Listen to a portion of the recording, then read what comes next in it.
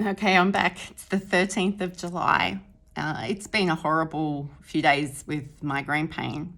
And after a fairly full on day yesterday, I'm all shaky. A couple of things have come up that I think are important for me to share. I feel like I could talk on this vlog for a very long time.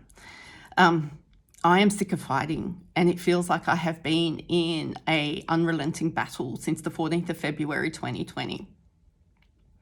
I feel like I have had to fight for what I consider to be appropriate and well-informed medical care. I've had to fight to be heard and to be listened to. While I was potentially fighting for my life, because as soon as you get on the cancer train and you're given all these options and choices while you're trying to deal with the trauma of this information, it's like you've got this, I know this sounds gruesome and horrible, but it's like you've got a gun to your head saying, if you don't do these things, you are going to die. So you get caught up in the cancer train of, oh my God, I need lumpectomies, and then they need to be sent off. If you remember back to one of my specimens got lost, and then that surgeon wasn't particularly helpful to me. And then I had to go to chemotherapy, and then there was questions about how much chemo I needed and was it going to work and how was it going to work. Chemo is a fight. Chemo is disgusting. If you can prevent yourself from needing chemo, do it. Go get your boobs checked, people. Fight. Then there's the surgeries.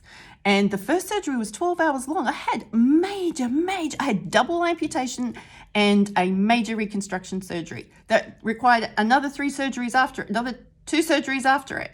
Okay. And every time I've had to get through those surgeries, I've had to fight to recover, to be well enough to go have more surgery. And then fight to become well enough to do the next thing.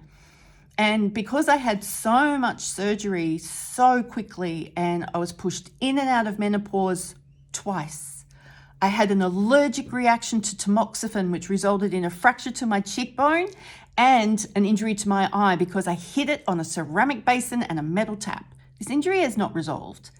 This has resolved. This injury to my eye has not resolved. That's resulted in me needing 4 different types of glasses to wear because my vision is so impacted. Fighting all the way. Every month, I feel like I have to fight with myself to fill out the documentation to be able to send it off to my income protection insurer, who have decided in the last 24 hours that they need to know more about me, despite the fact that I feel like they know more about me than anybody does. They have access to, or they have the most comprehensive amount of information than any of my medical treaters. And they do this because there's a little piece of documentation that they force you to sign, give you the choice to sign, that says, we need to have your blanket permission to speak to your doctors about your treatment. And if we don't, this may delay your claims assessment. Well, when you're fighting, the last thing you want to do is be fighting for income.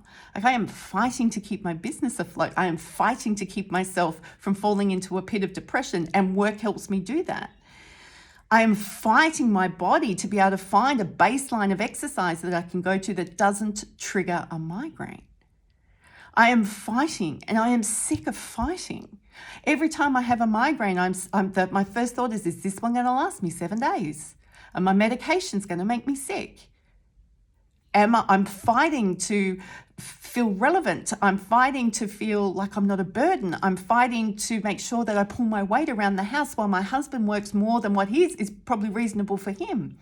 I'm fighting my own self-talk about being a burden, about taking up space, about my lack of independence. I could not drive myself to my own medical appointment yesterday. That's reminiscent of chemo for me. That's reminiscent of chemo. And my active cancer treatment stopped. But this is what survivorship is.